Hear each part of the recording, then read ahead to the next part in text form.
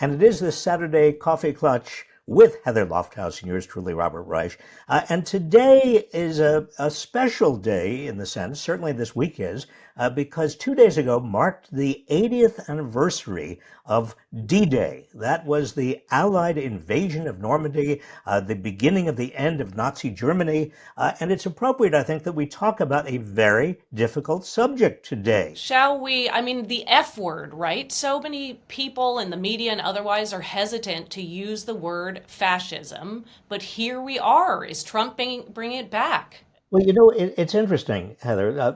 That word, I used it, I don't know, quite a while ago. And people were upset because they said, don't use the fascism word. You're denigrating, you're diluting the issue. You're making people forget what real fascism was like because this is not real fascism that Trump is utilizing. But I think more and more people are coming around to using that word now. I would agree. I remember you used it a few times. I feel like on Twitter and maybe in some Substacks and some columns, and Fox News made note of it, and a bunch of other, outlets saying, is this something we should be saying? I'm not the first one, obviously, to talk about it, but Right. back in 1946, this is a little history, a little professorial history lesson. In 1946, Henry Wallace, who was FDR's vice president, he gave a bunch of speeches, actually in 1945, he gave a bunch of speeches about American fascism. And he was very concerned about the growth of kind of what he called fascistic tendencies in the United States, even in the 1940s. And I think that we sort of forgot about all of that after the war. The middle class of the United States grew hugely. People were prosperous. Ideology, apart from anti-communism, was really not something that was obsessing people. But I think more recently we are now in an era, not just in the United States, but around the world, where this word, fascism, is much more relevant. I know, and it's horrible because I think so many people really did hope it was a thing of the past. So let's get into it. What does fascism mean? How does it differ from regular old authoritarianism? But also, I looked it up. I was trying to find the derivation of the word, and a lot of people say it was Benito Mussolini, one of the first fascists, self-proclaimed, right?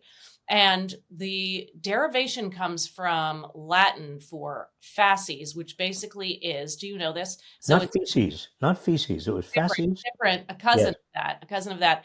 And basically it's a bunch of rods around an axe. And it was from the Etruscans, and then the ancient Romans used it, and it symbolized power and the ability to keep people in control physically, right? And so it's been Yeah. By the way, that symbol, the rods around a set of what were they kind of around. yeah, that symbol is in Congress. Yeah. It's you can see it behind, I think, behind the speaker when you have joint meetings of Congress, like State of the Union. I mean, it's all over Washington. Right, it is. But and that's what's interesting to think about. And so this is one of the things that fascists do, right? They are very good at narrative, telling stories, rhetoric, and they took on this icon and made it theirs. But so what you've done videos on this, we've done videos on this, but talk to us, what defines a fascist? Well, it might be helpful to people who are watching if we sprinkled some clips of some of those of our videos in this particular coffee clutch, just to illustrate what we're talking about, because it sounds very abstract. I mean, one thing, fascists reject democracy, but so do tyrants, authoritarians, dictators, in favor, though, of a strong man who determines what society needs. Now, dictatorships and authoritarian leaders very often also get rid of democracy, but they at least pretend that society is in some way signaling what it needs. There are votes, for example, in Russia. Putin has fake votes, but real fascists don't even bother with that kind of voting. There's also stoking rage against minorities, against whether they're ethnic minorities, religious minorities, obviously Jews in Hitler's Nazi Germany. But you also see rage against prominent cultural elites, displacing regular people. Also, Heather, you have these mass parties that encourage violence, and that's one part of fascism. Those are just three, but I think that we've seen, or we are seeing, all the elements of all of these in Donald Trump and the MAGA movement that Trump has launched. And so, again, people don't want to use this term. The mainstream media stays away from it, wanting to appear balanced, et cetera, et cetera, et cetera. But how can you be balanced if someone is moving towards fascism? I mean, Project 2025, right? This document, this manifesto that Trump, and let's be clear, a number of his policy writers and speech writers have put together, says, I will use the military like it's going out of style whenever I want, basically, right? That is a fascist tenet. Well, I mean, the interesting thing is that Trump has been very open about what he wants to do if he becomes president. And using the military, technically, yes, there is a statute that would allow a president to summon the military if there is, widespread chaos, looting, etc., in the United States. But Trump is very clear that he wants to put down any opposition, demonstrations right after he is elected. And he's also very clear that he wants to take over the civil service. That's another aspect of what a fascist does, takes over all of government, puts it under his own rule, and Trump is very clear that that's what he's going to do. He said it. He's tried it already, and now he's very open that he wants to do that. And he's not the only one, right? I mean, this is happening around the globe. There are other dictators, and he knows this, right? He does, and he's very supportive of these other dictators. I mean, we're not just talking about Putin, who's one of Trump's favorites, but also India's Modi and Argentina's Milei and Brazil's Bolsonaro.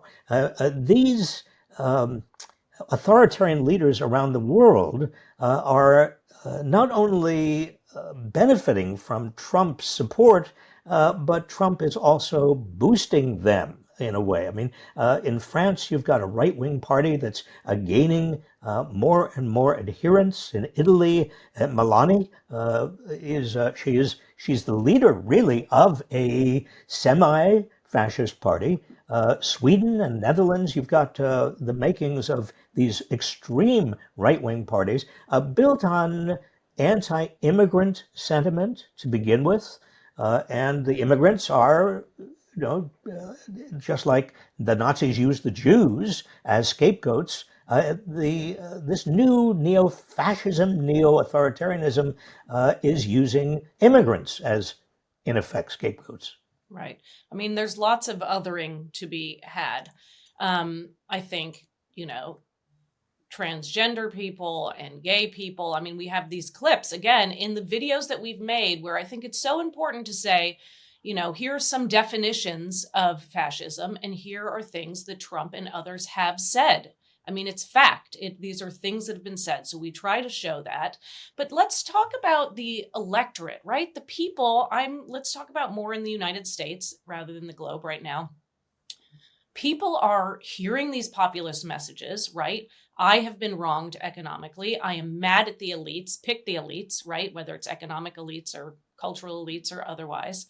But are they willing? I mean, they want personal freedoms, but then it seems like they're willing to give up on democracy.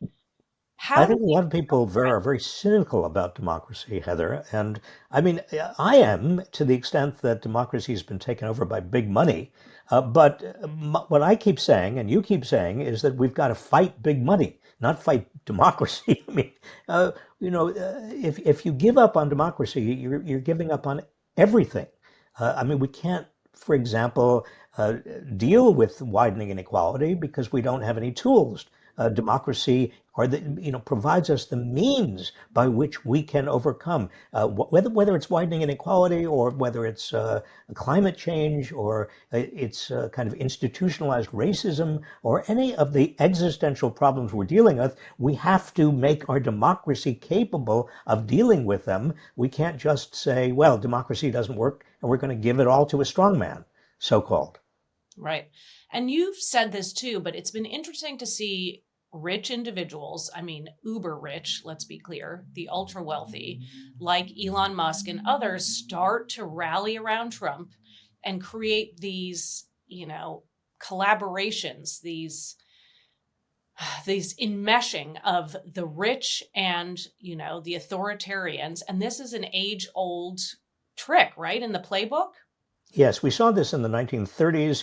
A lot of the industrialists in Nazi Germany, they originally thought Hitler was kind of a fool. They could control him. He was going to be a puppet. And little did they know that once he took over as chancellor in 1933, he then turned the entire country into a fascist dictatorship that imposed itself on the industrialists as well. I mean, history is filled with examples of the wealthy who believe that their wealth is going to be better guarded by non-democratic means, by people who are rejecting the majority. Because the wealthy aren't worried about the majority. The majority might vote to take away their wealth. But what happens instead is that everybody is vulnerable to their freedoms being taken away.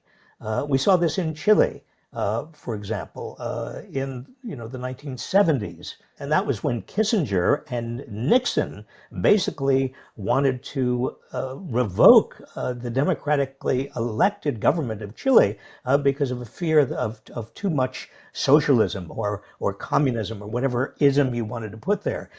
And the dictator, vicious dictator of Chile, turned on everybody, including a lot of the wealthy. So nobody's safe in a fascist dictatorship. And I think that's an historic lesson that the wealthy need to understand. Heather, one other thing, if you look at Elon Musk and what Elon Musk has been doing, Elon Musk is what, the second or richest person in the world? Maybe, Bezos is sometimes richer than Musk on paper. But Musk is taking his huge Twitter, it used to be called Twitter, now called X, and he's using it. He's got hundreds of millions of followers. He also controls the algorithm. And so he is using it to boost Trump. He's using it to boost Modi and Milley and Bolsonaro and these authoritarian, essentially fascists all over the world. I think in a way, Musk exemplifies the error of what happens when great wealth meets fascism. And it's mutually beneficial, right? And also, this is going to be shocking, but I am not a billionaire. So I cannot imagine what it feels like to see that many zeros when you log in or however it shows up on your piece of paper on your front porch. But when you have so much money, it never gets to a point where you say, obviously not, but, thanks for the money. And actually democracy does seem nice. It just feels like it's the more money, the more power, the more money, the more power. It's never ending. It's insatiable. Not for everybody, obviously. We have a middle class. We still have a middle class in the United States. There's still middle class in Europe, but they are under siege. They are shrinking. If you look at the latest report, reports around the world, you see that poverty is increasing around the world, inequality is increasing around the world, both income inequality and wealth inequality, and you can't expect that everything is going to be just stable. It's not stable. And you also find that as climate change takes away more and more people's livelihoods, because more and more of the surface land of the earth is no longer arable, no longer capable of generating enough food and water, that people are going to try to migrate. And those migrations are increasing. And those migrations are putting more and more pressure on so-called advanced countries and fueling the rage of a lot of people who are very insecure in those advanced countries and generating more support for fascism, for authoritarianism, and for extreme right-wing parties. So it's a system. You have to connect the dots and see how these dots really are, unfortunately, reinforcing each other. Right. One thing that's interesting from my point of view, which is my 9-to-5 day job, which you know about, we get so many requests for, can we use your fascism video in this class? Or requests from Canadian broadcasters and people at the BBC and people in Australia saying, we're making movies, we're making series about fascism. We'd love to have you on record talking about it, but less so in the States. And I know you've brought up the fairness doctrine before, but what do you think is happening at the global level in terms of the media? Well, I think it's very interesting, Heather. I'm scratching my head about this because you're right. The Canadian Broadcasting Company, the Australian Broadcasting Company, the BBC, British Broadcasting Company, all of these, particularly these Anglo nations, are becoming more and more concerned about the creeping fascism because it was basically Britain that for a while in the 1940s that kept Hitler at bay. And so it's not surprising that these nations, all of whom participated in the resistance to Hitler, would be sounding the alarm. But why isn't the United States sounding the alarm? Why aren't we talking more about fascism? Why are these other countries, English-speaking countries, making it a very major topic of public conversation, and we're not here in the United States? I mean, you and I are right now. This is not a terribly uplifting topic. I mean, let me just say to those of you out there who are watching, we are going to try to get to some solutions or some ideas of what to do about this, but it's important to face the reality and face the truth of what is happening. That's it.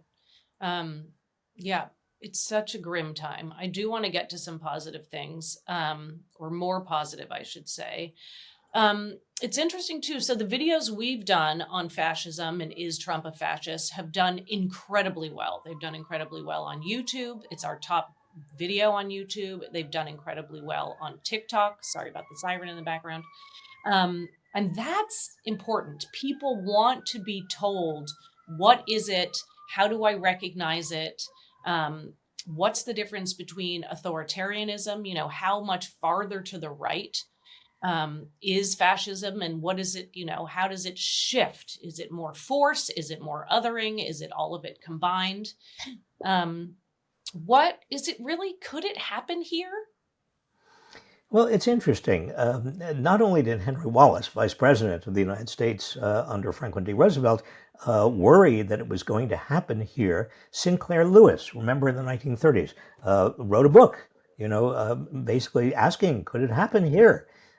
I think that during the 1930s, during the Depression decade, because so many people were so desperate, there was a lot of fear about growing despotism and fascism, even in the United States.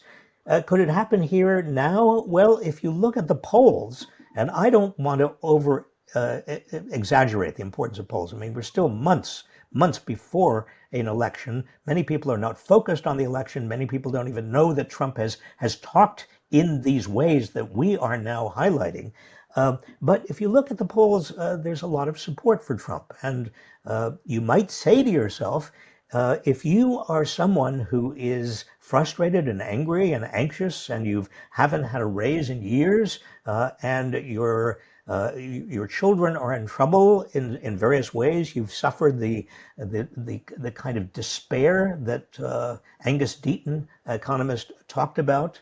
The opioid and other suicides, essentially, that are happening across much of America, you might say, well, we do need a strong man. We've got to, the Democratic Party is not up to what really needs to be done, and we have to have a kind of a thuggish person in charge, because that thug can break through the bureaucracy and can get things done. Well, that's exactly the fascist mentality. That's what Nazism was about. That's what Hitler promoted. Heather, the other thing that I forgot to say before was that there is a lot of misogyny in fascism. There's a lot of hatred of women, kind of the idea of the old male warrior hierarchy, where brute strength is celebrated and men are celebrated. Women are denigrated. Anybody who's different, LGBTQ people are denigrated.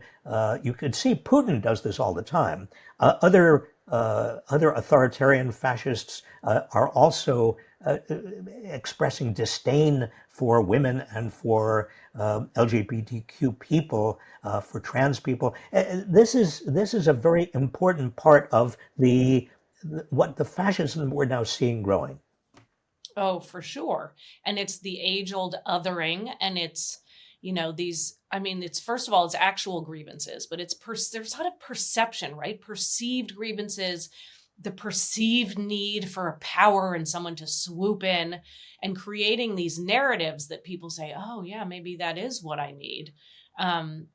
It's fear mongering. And it's definitely misogynistic. I mean, for sure. Misogynistic. But what scares me too is this control and this forcefulness to it. I mean, it really is militaristic. I mean, it's not light. It's not democracy. It is brutal force that is being talked about here. In fact, the fascist sees everything through the lens of strength or weakness. Dominance and submissiveness. That is the frame that the fascist provides people. And a nation begins to see everything through that same frame. That frame is itself a frame unreal, it's dangerous, it undermines civic virtue, it undermines the common good. So we ought to be on the lookout for that frame as well. Yeah. So part of it is talking about it is hard, and there are negatives, right? It's on people's mind. Does it give power to Trump, etc.? But to me, and I think to you, the positives outweigh. And part of bringing this to the fore is a way to stop it and get ahead of it and make sure people are aware of the stakes right now. So would you agree with that? What else besides talking about it, what else can we be doing? Well, I think being aware of the danger signs, of the telltale signs of fascism is very important. And the fact that Trump is using so many of them in his rhetoric and even in the policies that he is espousing, that he is saying he will invoke, a dictatorship from day one. He calls people, who are from Mexico and other nations of vermin, who are, kind of undermining and endangering and infecting the blood of America. I mean, these are all fascist sort of dog whistles. So I think that to be sensitive to them and to be sensitive to the frame of strength versus weakness, dominance and submissiveness that Trump is using is very, very important. The more we can talk about it, the more others can talk about it, the better. But I think in addition, we've got to sort of strengthen and fortify in every way we can the democratic process. I mean, even details, Heather, such as requiring a commitment from Republicans today that they are going to certify the results of the Electoral College. There is nothing in even new reforms that have been enacted by Congress that requires that kind of commitment. Well, we ought to be demanding that commitment. The mainstream media ought to be saying to every leading Republican, are you going to make that commitment? Elise Stefanik, when she was asked, said, no, I'm not going to make that. Well, we ought to be demanding it anyway. So why are you not willing to make that commitment? Well, I think we took it for granted, right? That it was something that any elected would do. But I think this speaks to the fact that Trump is dragging so many, or they're going willingly, of the Republican Party and of MAGA over towards the side of neo-fascism. I mean, it's happening right before us. So I think you're right. We do have to now start calling for things that seem to be obvious at one point. Well, let's call it kind of hardening our democracy. Look at the Justice Department, and there are some relatively weak rules and regulations that limit a president's authority with regard to using the Justice Department against so-called political enemies. But we ought to harden them. There ought to be the Justice Department right now. And the Biden administration ought to make sure that a president, no president, can do what Trump is threatening to do with the Justice Department. This is, again, is a fascist ploy. You use the state against your enemies, and you basically put them in jail. Trump, one thing about Donald Trump is he signals what he's going to do because he accuses his opponents of doing it already. That's what Trump is saying about what Biden allegedly is doing vis-a-vis all these trials that Trump is undergoing.